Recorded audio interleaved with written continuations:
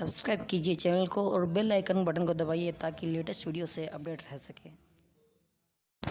नमस्कार दोस्तों, स्वागत है आपका आरबीआई के सर्कुलर में।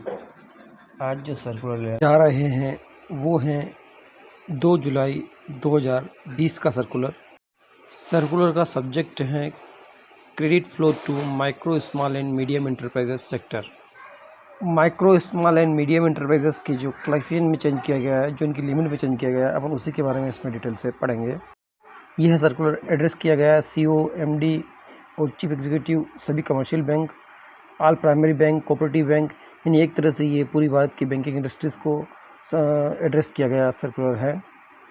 आरबीआई इसके अंदर जो हवाला देती है अपने पुराने सर्कुलर का, जो 4 जुलाई 2007 का है, उसके अंदर जो लिमिट दी गई थी उस लिमिट को चेंज कर दिया गया है। और अब जो क्लासिफिकेशन है इंटरप्राइजेस का वो इस प्रकार किया गया है। जो माइक्रो इंटरप्राइजेज हैं उसमें इन्वेस्टमेंट जो है प्लांट और मशीनरी में है वो 1 करोड़ से ज़्यादा का नहीं होना चाहिए, और टर्नओवर जो है वो 5 करोड़ से ज़्यादा का नहीं होना चाहिए। यानी प्लांट एंड मशीनरी में इन्वेस्टमेंट 1 करोड़ और टर्नओवर 5 करोड़ से ज़्यादा नहीं है, कम है, तो वो माइक्रो इंटरप्राइजेज में काउंट किए जाएंगे। इसी प्रकार अगर अपन स्मॉल इंटरप्राइज की बात करें तो उसमें प्लांट एंड मशीनरी में जो इन्वेस्टमेंट है वो एक्सीड नहीं होना चाहिए 10 करोड़ से, और टर्नओवर जो है वो 50 करोड़ से ऊपर नहीं होना चाहिए। यानी कि प्लांट एंड मशीनरी में इन्वेस्टमेंट 10 करोड़ और उसका जो टर्नओवर है वो 50 करोड़ से कम का है, तो वो जो है स्मॉल इंटरप्राइजेज में काउंट होंगे। इसी प्रकार अपन बात करें मीडियम इंटरप्राइजेज की, तो उसमें इन्वेस्टमेंट और प्लांट और मशीनरी में जो है वो बराबर या कम होना चाहिए 50 करोड़ से, और टर्नओवर जो है वो उसका 250 करोड़ से ऊपर नहीं होना चाहिए। यानी कि 50 करोड़ जो है वो उसका प्लांट मशीनरी इन्वेस्टमेंट होना चाहिए या उससे कम, या 250 करोड़ जो है उसका टर्नओवर या उससे कम होना चाहिए, तो वो जो है मीडियम इंटरप्राइज में काउंट होगा।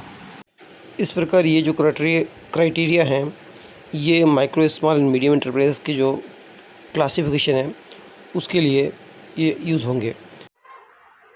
If an enterprise cross the ceiling limit specified of present category in either of two criteria or investment of turnover, it will cases of exist in the category and it be placed in the next higher category।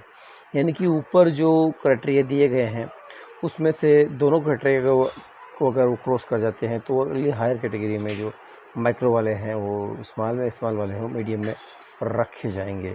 किसी firm को recognise करने का तरीका जो है उसके GST and pan number होंगे। यानी किसी 2 फर्म के अगर जीएसटी एंड पैन नंबर एक ही हैं तो फिर उसको एक ही फर्म में काउंट किया जाएगा। यानी कि जो उनकी टोटल टर्नओवर और मशीनरी में इन्वेस्टमेंट जो है प्लांट मशीनरी में, वो काउंट करने का जो तरीका होगा फर्म का, वो फर्म का जीएसटी एन नंबर और पैन नंबर जो है उसी को यूज़ में किया जाएगा। उनको टुगेदर और एक ही यूनिट की तरह ट्रीट किया जाएगा।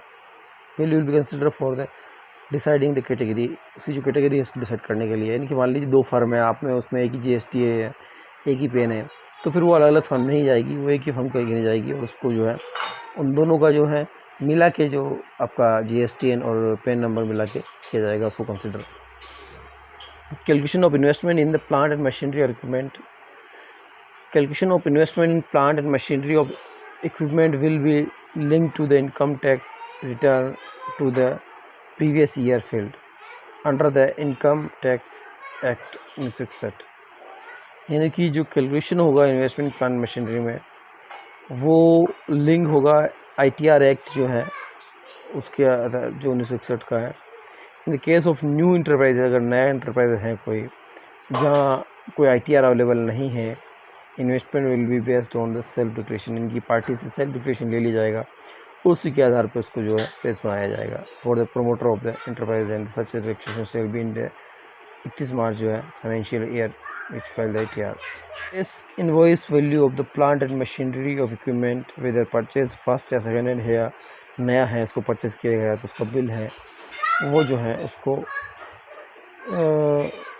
कंसिडर किया जाएगा उसकी न्यू विदाउट ITR उसकी जो है।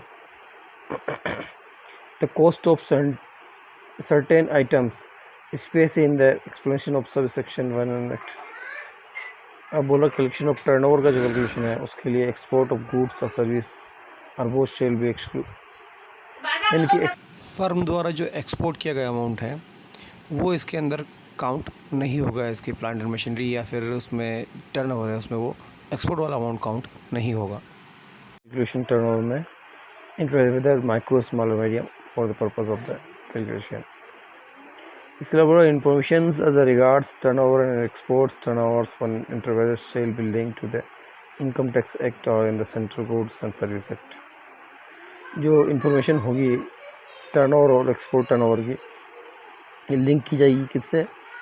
जो आईटी एक्ट है, इनकम टैक्स एक्ट और जीएसटी एक्ट है, जीएसटीएन, उससे। Turnover related figure of the such enterprises which do not have PAN, अगर टर्नओवर का डाटा अभी पेन अभी नहीं बना है उस फर्म का तो कंसिडर सेल्फ डिक्लेरेशन के आधार पर इसको कंसिडर किया जाएगा। अगला पॉइंट बताया है इन्होंने कि in case of an upward change in the term in investment in plan and machinery और इक्विपमेंट टर्न और बोथ, दोनों में अपवर्ड चेंज होता है, मान लो बढ़ता है उनका बजट, और जो एक फाइनेंशियल ईयर में उसको पूरा जो है कैटेगरी एक वही रहेगी। अगर वो अपवर्ड भी कर लेता है फाइनेंशियल में तो जो है उसकी कैटेगरी वही रहेगी, अगले फाइनेंशियल से उसकी कैटेगरी चेंज होगी। इनके अर्लियर गाइडलाइन है जो अप्रैल 2007 के, उसको सुपरसीड करेंगे ये।